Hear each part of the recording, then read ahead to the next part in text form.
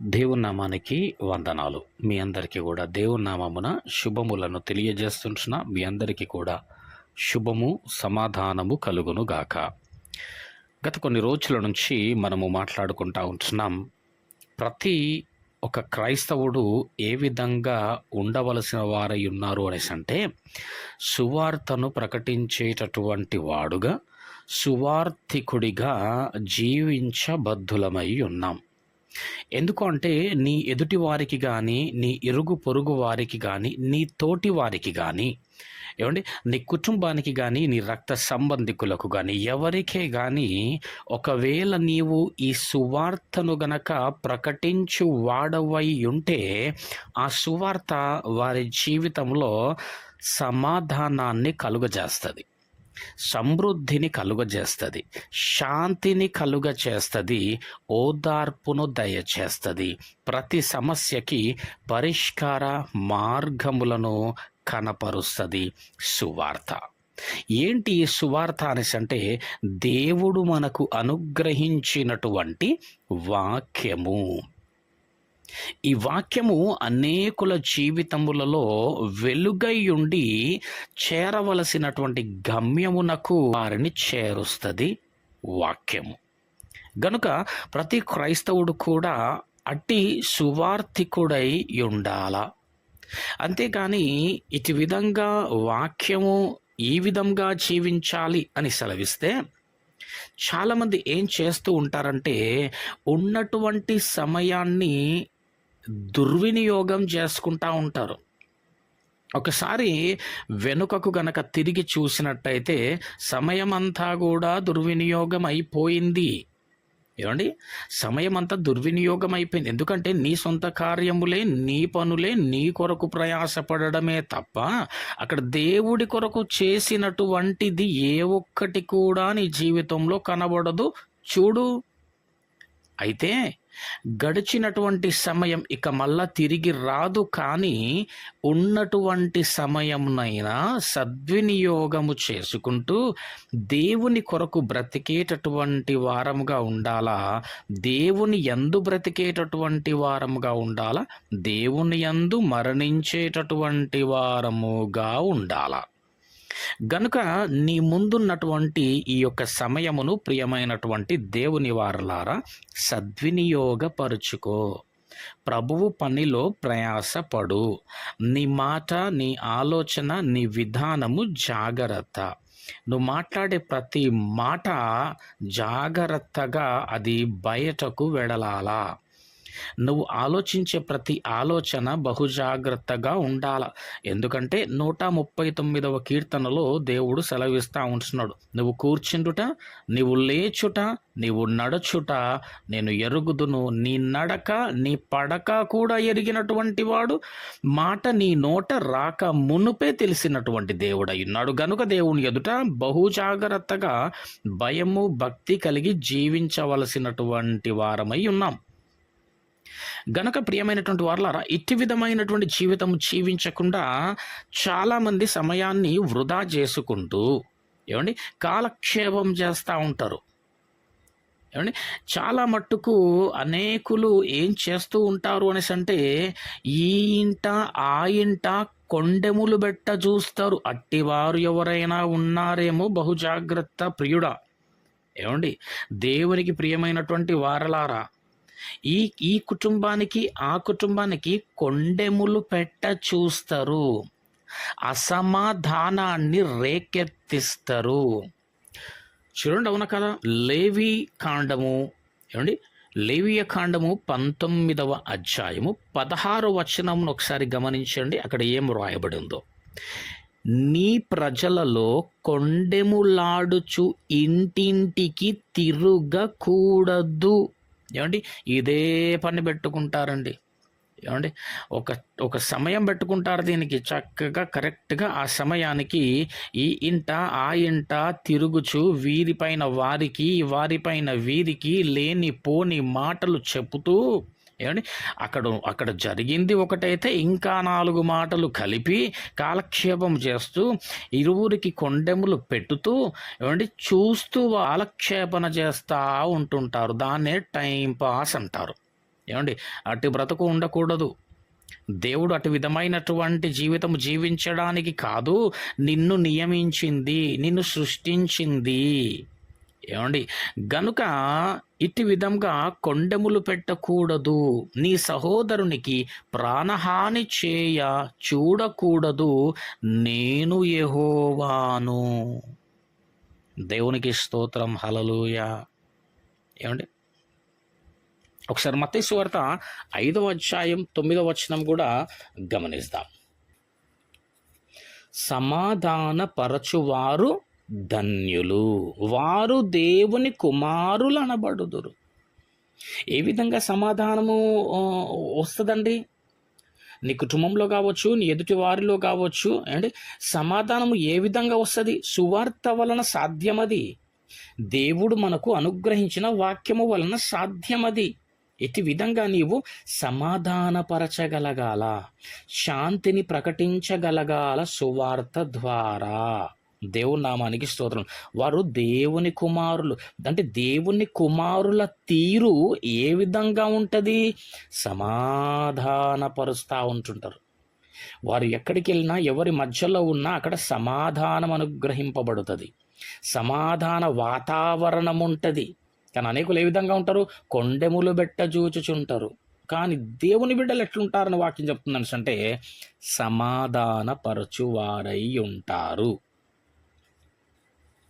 అటు విధంగా ఒకసారి మనము మొదటి తిమోతి 4వ అధ్యాయము 7వ వచనం నుండి మనం చూసుకుందాం. ఇంకా కొంతమంది ఏ విధంగా ఉంటారు అనేసి అంటే అపవిత్రములైన ముసలమ్మ ముచ్చటలను విసర్జించి. ఎలాంటి మాటలు మన మధ్య ఉండకూడదంట? నీ మధ్యలో ముసలమ్మ ముచ్చట్లు ఉండద్దంట. ఏ ముచ్చట్లు ఉండదండి? ముసలమ్మ ముచ్చట్లు. వింటున్నటువంటి యవనస్తుడా, ఏమండి, ముసలమ్మల గూర్చి చెప్పుతున్నారు కదలే, నా గురించి కాదులే అని అనుకొనకు. ముసలమ్మ ముచ్చట్లు అంటే ముగ్గురు ముసలి వాళ్ళు కూర్చొని ముచ్చటబెట్టే ముచ్చట్లు కాదు. ముసలమ్మ ముచ్చట్లు అంటే ఏంటి అనేసి అంటే పనికి మాలిన మాటలు. ఏమీ కూడా పనికి ఉండేవండి ఆ మాటలు. పనికొచ్చే మాట ఒక్కటి ఉండదు. ముగ్గురు కలుసుకున్నారంటే 3 గంటలు ముచ్చట పెడతారు. అందులో ఒకటి ప్రయోజనకరమైనటువంటిది ఉండదు. అందులో ఒకటికి సమాధానాన్ని చేకూర్చేటటువంటిది ఉండదు. శాంతిని చేకూర్చేటటువంటిది ఉండదు. ప్రేమను అక్కడ అగ్గుపరిచేటటువంటిది ఉండదు. కానీ ఏముంటుందంట? పనికి మాలినటువంటి మాటలే ఉంటాయి. అంటే ఒక్క మాట కూడా పనికొచ్చేదిగా ఉండదు. ఇలాంటి ముసలమ్మ ముచ్చట్లు మీ మధ్య ఉండకూడదు, విసర్జించాలా అని ఏమండి వాక్యం చెప్పుచున్నది. ఏం చెయ్యాల మరి నువ్వు? దేవభక్తి విషయములో నీకు నీవే సాధకము చేసుకొనుము. ఏం చేస్తుండాలి మరి నువ్వు? ఇలాంటి ముసలమ్మ ముచ్చట్లు నువ్వు మాని విసర్జించి అటు జోలికి వెళ్లకుండా నువ్వు దేవభక్తి విషయంలో నీకు నీవే సాధకం చేసుకోవాలి, ప్రాక్టీస్ చేసుకోవాలంటున్నాడు. ప్రాక్టీస్. ఏం ప్రాక్టీస్ అంట? దేవుని భక్తి, దేవుని ఎదుట భక్తి విషయంలో, దేవభక్తి విషయంలో సాధకం చేస్తుండాలా. ఏమండి, సాధకం చాలా మట్టుకు ఏమండి షుగర్ ఉందని చెప్పేసి సాధకం చేస్తూ ఉంటుంటారు కదా. కంట్రోల్ చేస్తూ ఉండడం అంటే ప్రాక్టీస్ చేస్తూ ఉండడం, ఒకే స్థితిలో వెళ్ళడం. లేదా బీపీ విషయంలో సాధకం చేస్తూ ఉంటుంటాం. లేదా డైట్ విషయంలో సాధకం చేస్తూ ఉంటాడు. ఏది తింటే మంచిగా, ఏది తినకపోతే మంచిగా, ఉదయం ఏమి తీసుకొని ప్రారంభించాలా అనేటటువంటిది ఒక టైం టేబుల్ పెట్టుకొని కరెక్ట్గా అదే సాధకం చేయడం. అది ఏమండి ఎక్సర్సైజ్ చేస్తూ సాధకం. శరీరంను చక్కటి ఒక శరీర దారుఢ్యమును మంచి ఆకారంలో తేడానికి సాధకం చేస్తూ ఉంటుంటాం. ఏమండి, కానీ నువ్వు చేయవలసినటువంటి సాధకం ఏంటి అనేసి అంటే ఇవన్నీ చేయడం తప్పు అని కాదు, కానీ నువ్వు చేయవలసినటువంటి అసలైనటువంటి సాధకం ఏంటి అనేసి అంటే దైవభక్తి విషయంలో సాధకం చెయ్యాలి. ఇటు విధంగా దేవభక్తి విషయంలో సాధకం చేస్తూ ముసలమ్మ ముచ్చట్లను విసర్జించి ఇంటింటా తిరిగి కొండములు పెట్టేటటువంటి కార్యములు చేయకుండా ఏం చేయాలా? దేవుని సువార్తను ప్రకటించేవాడవుగా ఉండాల. ఏమండి, దేవుని సువార్తను అందిస్తే ఏదో ఒక రోజు ఆ వ్యక్తి యొక్క మనసు మార్చబడి సంపూర్ణత సర్వసత్యములోనికి నడిపింపబడతాడు. రక్షణ భాగ్యము అతనికి అనుగ్రహింపబడతది. అసలు ఎందుకు వచ్చినాం మనం ఈ లోకం మీదకి? ఏమండి, దేవుని యొక్క కుమారుడైనటువంటి క్రీస్తును ప్రకటించవలెనని వచ్చినాం మనం. చూద్దాం ఒకసారి ఆ మాట కూడా. గలతీయులకు రాసిన పత్రిక 1వ అధ్యాయం 15వ వచనం. అయినను తల్లి గర్భమునందు పడినది మొదలుకొని నన్ను ప్రత్యేకపరచిన తన కృపచేత నన్ను పిలిచిన దేవుడు. ఏమండి, నేను ఎందుకు పిలిచినాడు దేవుడు, ఎందుకు నన్ను తల్లి గర్భములో ప్రత్యేకపరచుకున్నాడు అనేసి అంటే, నేను అన్య జనులలో తన కుమారుని ప్రకటింపవలెనని పౌలు గారు చెప్తా ఉన్నారు. మరి నీవు నేను కూడా ఎందుకు ప్రత్యేకింపబడ్డాము? ఎందుకు తల్లి గర్భంలో మనము దేవుడి ద్వారా రూపింపబడి ఈ భూమి మీద నియమింపబడ్డాము? ఎందుకు దేవుడు మనల్ని ప్రత్యేకంగా ఎన్నుకున్నాడు అనేసి అంటే, దేవుని గూర్చి తెలవనటువంటి వారికి దేవునిని ప్రకటింపవలెనని, సువార్తను ప్రకటింపవలెనని. అంటే మొత్తానికైతే నువ్వు ఏమై ఉండాలంటే సువార్తికుడవై ఉండాలనండి. నీ పేరు పక్కన బ్రాకెట్లో సువార్త. అండ్ బైబిల్లో ఎన్ని సువార్తలు ఉన్నాయి? అందరికీ తెలిసినటువంటిదే. ఏమండి, అది కూడా తెలియదంటారా? ఏమండి, అట్లాంటి వారు కూడా లేకపోలేరులే. 4 సువార్తలు: మత్తయి సువార్త, మార్కు సువార్త, లూకా సువార్త, యోహాను సువార్త కదా. కానీ 5 సువార్తలున్నాయండి. ఏమండి, 5వ సువార్త ఏంటో తెలుసా? ఏమండి, నీవే. నీ పేరు రాజు అనుకోండి, రాజు సువార్త. ఏమండి, మత్తయి సువార్త. నీ పేరు ప్రక్కన ఉండవలసింది సువార్త. ఈ నలుగురితోనే సాతాను రాజ్యాలు గడగడగడ వణికిపోతే, రేపు ఒకవేళ నీవు సువార్తికుడవైతే, ఏమండి నేను సువార్తికుడనైతే, మనము సువార్తికులమైతే, ప్రతి క్రైస్తవుడు సువార్తికుడైతే, ఏమండి భూమిని తలకిందులు చేయువారమవుతాం. దేవుని నామానికి స్తోత్రములు. హల్లెలూయా. దేవుని నామము మహిమపరచబడతది. ఇట్టి విధముగా పొందుకున్నటువంటి ఆ యొక్క రక్షణ, ఏమండి అందుకున్నటువంటి ఆ యొక్క వాక్యము, నీకు కలిగి ఉన్నటువంటి ఆ యొక్క సువార్తను అనేకులకు పంచేటటువంటి వారుగా ఉండు. ఏమండి, అనేకులకు ఎవరు కనబడినా, ఎవరితో నీవు మాట్లాడినా, ఎవరితో కలిసినా, ప్రియమైనటువంటి దేవుని వారలారా, నీకు తెలుసుకుంటున్నటువంటి చదివినటువంటి ఆ వాక్యమును ఇతరులకు చెప్పుదానవయ్యే గనక ఉంటే నువ్వు ఏ విధంగా స్థిరపరచబడతావు ఈ భూమి మీద అనేసి అంటే, సమాధానపరచువారుగా ముద్రింపబడతావు. ఏమిటి, సమాధానపరచువారు ఏమవుతారండి? ధన్యులు, వారు దేవుని కుమారులు అనబడుదురు.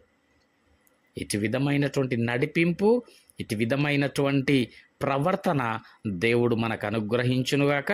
మనం అట్టి వారమై ఉందుముగాక. దేవుడు మిమ్మును, మీ కుటుంబాలను దీవించి ఆశీర్వదించునుగాక. ఆమెన్.